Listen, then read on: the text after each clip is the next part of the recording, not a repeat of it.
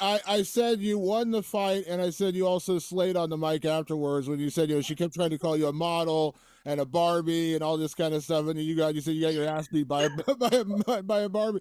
Listen, that was amazing. I thought that was like, Oh like no. was that spur of the moment, or did you have that in the back of your head, like tucked away going into that moment? No, you know what I'm like on the mic. I just like as soon as I fought, I think adrenaline and stuff, I always come out with my little one-liners. So this time it was that one, and obviously it must have been in the back of my mind that she kept calling me a Barbie, and that's kind of what what, what I came out with in the end. Yeah, I don't know. Have you seen the Barbie movie? Because there are some pretty badass Barbies. Like, I don't know why it's like why she thinks it's an insult. I know this, but this is what I've always said. Like, you can look like a Barbie and fight good. Like, you don't have to, just because I look like a Barbie means that I'm not very good at fighting. Like, no, I can do both. She is now a millionaire and a champion at the PFL, and in my opinion, now the face of the PFL. It is my pleasure to welcome back Dakota Ditcheva. Dakota, congratulations on an amazing win. Have you spent any of the $1 million yet? Not just yet, but I am going shopping with my best friend in a minute, so I'm sure I'm going to do some damage there.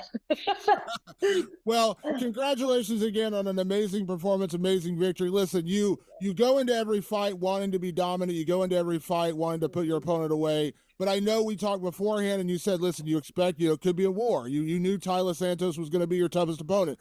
It wasn't a war, Dakota. It wasn't a war at all. You absolutely dominated and dismantled her. Did you honestly see the fight playing out the way it did?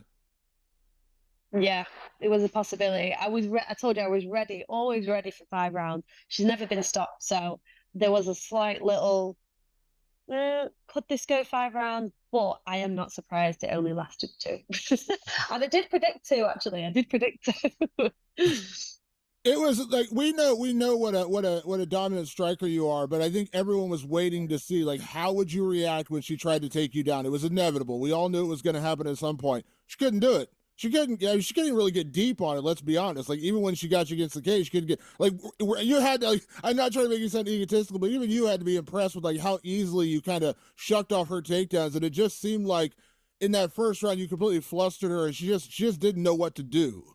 Yeah, I think just as soon as I hit her, I think honestly, she probably underestimated me a little bit. Like she has been saying the whole tournament from the very beginning, not just this fight, from the very beginning that I'm just a Barbie, she's a different level. And I generally don't think she respected me at all.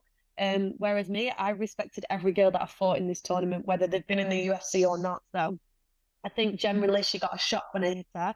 As soon as I hit with like the first inside leg kick, I saw her face change, and then every shot I hit her with, she was like making noises like it was hurting her. So yeah, I think she probably just underestimated me, which is a silly move to do, and something that I'm surprised she did at her level. Yeah. Well, it's funny because we talked about it beforehand. Like, like it or not, like you are a very popular fighter. I just said, and I not you're saying this, I'm saying this.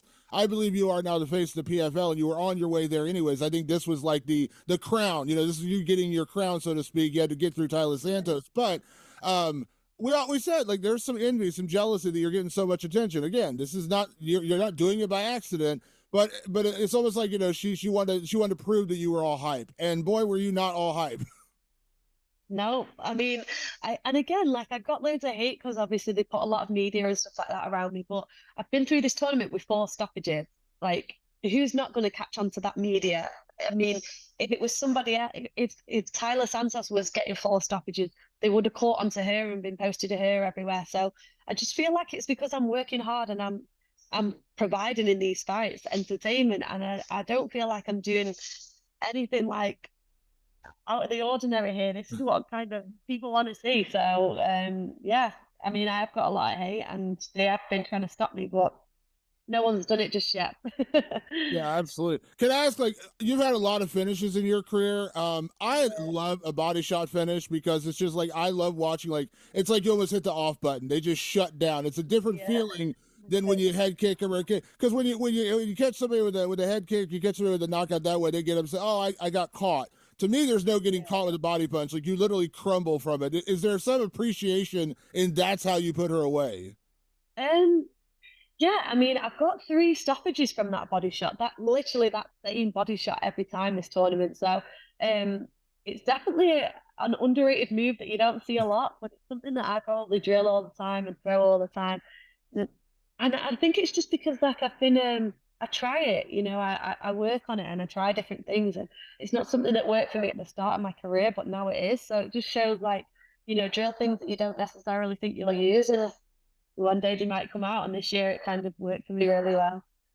Yeah, I said you won the fight, and I said you also slayed on the mic afterwards when you said, you know, she kept trying to call you a model and a Barbie and all this kind of stuff, and you said you got your ass beat by by a Barbie.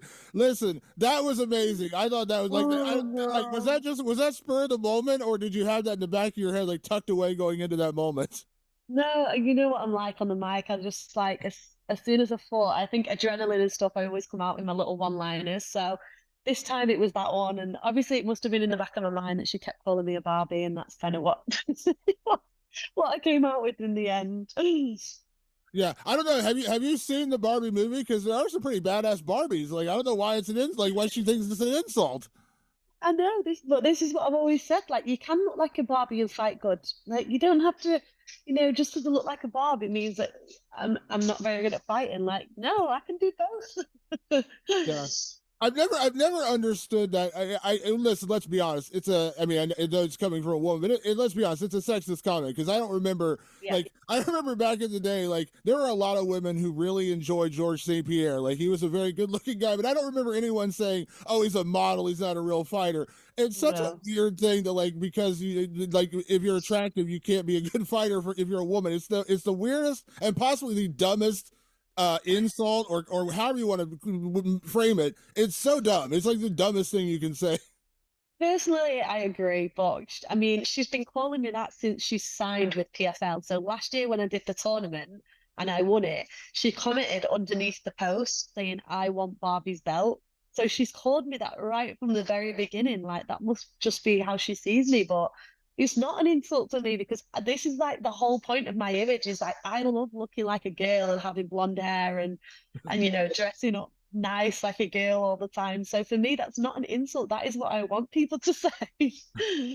Well, yeah, I don't know how familiar you are with like the movie Rocky, but the one character in that movie, Apollo Creed, he had like 19 nicknames. Yeah. Though you have a nickname, I feel like maybe like Badass Barbie or Kick Ass Yeah. Barbie. I feel like you might want to tack that onto like the list of nicknames. 100%. Yeah. I put like a poll on or like a question box on my story the other day of what I should get on my gum shield. I'm making a new one. And every single one was Barbie. Everyone's caught us a Barbie now. It's not dangerous anymore. It's Barbie. Yeah, there you go. I love it. And listen, we knew that this was, you know, and I said this to you beforehand. When you're fighting outside the UFC, like it or not, people are looking for those measuring sticks, right? Like we got to see how you do. Yeah. And Taila was the perfect measuring stick because she had taken Valentina Shevchenko to a razor close decision. I said this to you. I think I said this to you early in the season. Like I never understood her leaving the UFC at the time. I was like, this is a weird one. It wasn't like she was on a losing streak or whatever. So to go out there and stop her, something that she never had happen to her in the UFC. She was a top 10, top 5 competitor for a lot of her UFC career. Was this just like the perfect outcome? Yeah, this is honestly what I'm most proud of about anything else. Like, the money is going to change my family's life, don't get me wrong. The belt, I love the world title, but I'm over it now. I want the next thing. So beating Santos was like top of the list for me. That was kind of like, and I said this before, you know, when I went into fight day, I wasn't nervous about fighting for a million, and I wasn't nervous about fighting for a world title. I wasn't nervous about fighting Santos. I was excited that I was fighting Santos, though. I wasn't excited that I was fighting for a male or for a world title. I was excited that I was going to beat Santos. And it's so strange because people said to me, like, don't let this day of fighting for a male and a world title get too much for you. Like, don't think about it. It's just another day. For me, it genuinely was just another day. And the whole camp, it was to beat Santos and show everyone that I am here. And that was kind of how I got through this whole thing. Like, the most important thing for me was to beat Santos. And now it's shut everyone up. And all I'm seeing now is how would she do against Blanchfield? How would she do against Shevchenko? So it's completely switched now. It's not, oh, you need to put her against Shevchenko and then we'll see a level. It's, I wonder how she would do against her. So I feel like it definitely has shifted a little bit now, and people are starting to respect me a little bit, which is nice. Yeah, and deservedly so. Speaking of the title, I saw, because I've been to American Top Team. I know they have like the Wall of Champions there. I saw you get to go. Yeah. How cool was that to like go back with the belt to American Top Team? Honestly, since I walked into American Top Team, my mum's got a photo of me like pointing at the belt cabinet like this, and like I was debuting with PFL a few months after I went to Top Team, so it was like this is where my PFL belt's gonna go, and they've got like photos of all champions around the wall. As soon as I went in, I was like, I'm gonna be on this wall one day. It's like a goal of mine, literally from the very beginning, and now. Before this fight, I picked out my spot on the wall. There's a free spot, and I picked it, and my photo's going to go up, and it's a dream come true. Honestly, I can't actually believe it's happening. I'll probably cry when I see it, but yeah, it's just so surreal that I'm up there with people like JJ. JJ, oh my God, I'm going to be on a wall with JJ. What the hell? Crazy for me. I know we talked beforehand how much Joanna meant to you, and I talked about, because I love Joanna. She's one of my favorite people. Did you get it? Like, did you get a message? Did you hear from her after the fight? Oh yeah, she messages me all the time and she always says good luck. She came in before I left as well and she was like, "You're gonna do this, don't worry, like just be yourself." Like she always messages me good luck. She's amazing. I'm hoping one day she'll be able to be in my corner and I'll be able to walk out with JJ. That's like another dream of mine. That would be awesome. That would be awesome.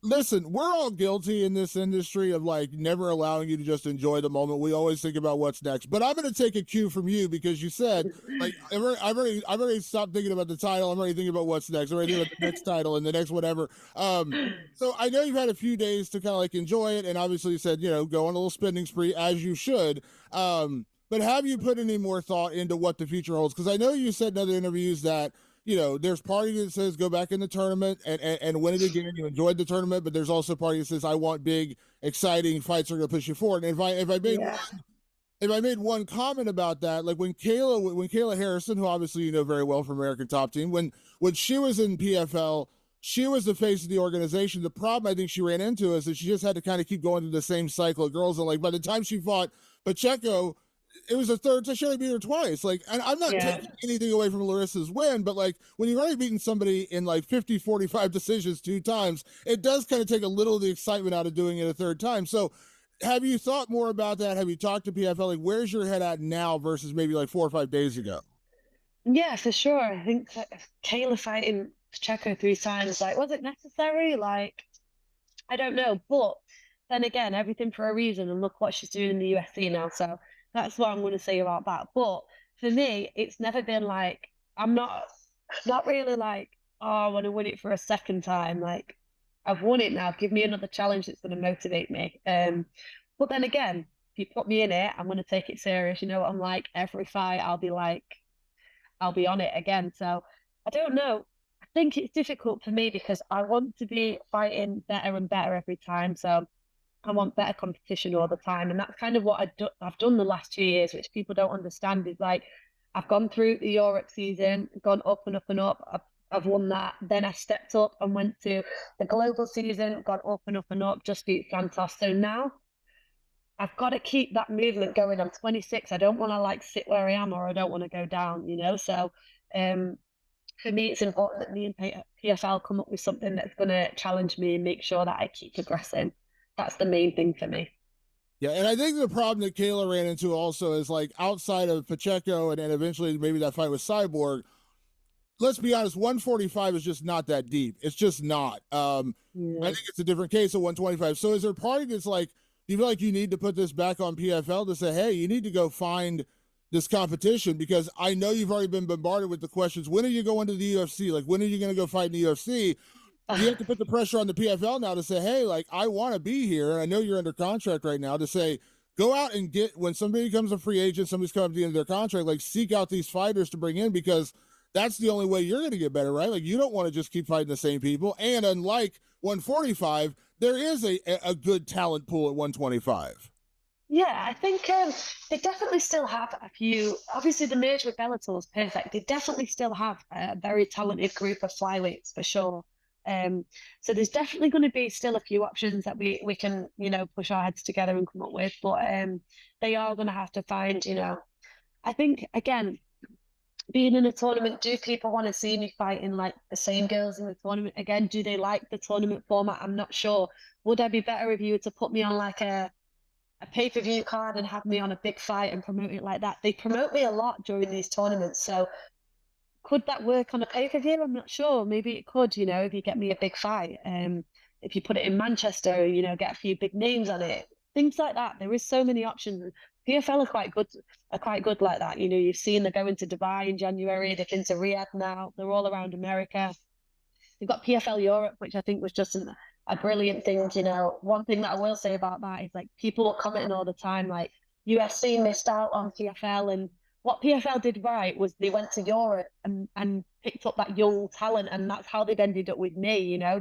They've kind of gone out of that top level zone, picked up the young talent, and now look what they're getting. So I do think they're very clever with it, and they will come up with something cool. Yeah. Now I know you've been asked this question. I'm gonna ask you a different version of this question because I think like right after the fight, we internally at MMA Fighting, we were meeting like, how high do we rank Dakota after this win? Because Taila Santos, as we said, she was legitimately a top 5 fighter in the UFC, and you just stopped her. No one in the UFC did that. So we knew how good she was. So you went out there and stopped her inside 2 rounds. And we said top 3, top 2. Like, do we put you, where we were like internally. Now, I know you said like you believe you're top 5 in the world, top 10 pound for pound. I totally agree. But let me ask you this question, put it back on you. Who is the number 1 flyweight in the sport right now? Because I remember talking to Patchy Mix after he beat Sergio Pettis. He said, listen, I have a ton of respect for, I think at that time it was O'Malley was champion. He's like, I have a ton of respect for these guys, but I believe I am the number 1 bantamweight in the sport. And I said, there's definitely an argument you can make for that. So I'll put it back on you, Dakota. Who do you think is the number 1 flyweight in the women's division right now? Valentina Shevchenko. You still put her number 1? 100%. Look, she's the first person to finish her rubies on a belt. She's been around for so long, and she stayed at the top of that level. I know people are saying now she's on a little bit of a down, but she's a lot older now. She's been around for years at the top of the level, and no one's been able to wipe her out. Grasso got that 1 fight on her, which was fair enough, beat her fair and square. But honestly, she can do everything as well. She's a full MMA fighter. She's not just a striker, not just a grappler, not just a wrestler. She's everything. She can switch it all up. So I genuinely feel like flyweight, she is 100% up there. But in your mind, I'm not going to sit here and make you like try to talk smack on Valentina or anyone else. Like your confidence level against anybody, and I know that was the same thing going in the Santos fight because again, we said Santos is legit. We knew how good she was. You went out there and put her away inside 2 rounds. Can I imagine whether it was Shevchenko, Grasso, Blanchfield, whoever the names are, you would be confident that you would do maybe not the same thing, but you would go out and beat that level of competition? Yeah, because I know the work I put in. Like, I do not miss a session in training. I am there every day, twice a day, 3 times a day. Even if I've got an extra session, I am constantly on that mat working and living this life. Like, I go back and forth to the gym every single day. I'd hardly do anything else. So I know that it doesn't matter who you put in front of me. I'm going to do the exact same thing every time. Yeah, absolutely. I can, like, and honestly, do you hate the UFC questions? Because I mean, you're in the PFL. They're the ones who found you. Like they put you in this position. They just made you a millionaire. Do you hate that question? Yeah, no, I don't hate it, but I just feel like PFL deserve the respect. Like I said, they picked me up in Europe. When I was like not a big, I was known, but I wasn't massive. So I'm not saying I'm massive now, but I've got a lot of attention recently. So they've helped me build that. They've helped me build my followers, my fans. Like they've give me opportunities like fighting in that Europe tournament. Now in this PF, they didn't even have a flyweight division until I signed. So the opportunities that they've given me, you can't forget that. And they might not be the UFC, but there's still an amazing promotion that has done a lot for me. So I definitely don't hate the UFC questions. I understand that people are interested in that, and there's a whole nother flyweight division there that people are excited to see me in. But there's still so much to give from PFL, and I've got to be grateful for the position that I'm in.